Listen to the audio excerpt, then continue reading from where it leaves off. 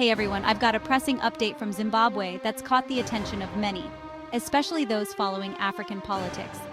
Vice President Constantino Chiwenga, a key figure in the Zimbabwean government, has once again been rushed to China for a critical medical review. This isn't his first trip for health reasons, and it's raising a lot of eyebrows both domestically and internationally. Chiwenga was last publicly seen on May 11, attending a significant religious event in Harare. But shortly after, he disappeared from public view, missing several major events attended by President Emmerson Mnangagwa.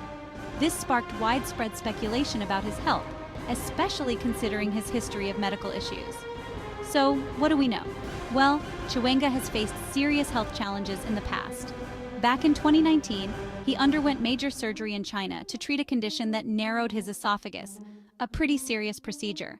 And this trip marks his second visit to his Chinese doctors in just 5 months. In January, during his annual leave, he also traveled to China for what was described as a routine medical checkup. Now, why does this matter? Chiwenga isn't just any politician. He's widely regarded as a potential successor to President Mnangagwa, who is currently serving his second and final term set to end in 2028.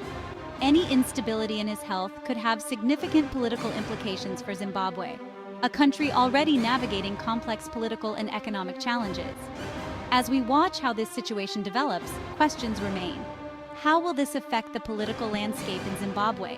What does this mean for the potential leadership transition? Only time will tell, but we'll be here to report on it. Stay tuned, and don't forget to like, subscribe, and hit that notification bell so you don't miss any updates on this story or other pressing global news. Take care, and see you in the next video.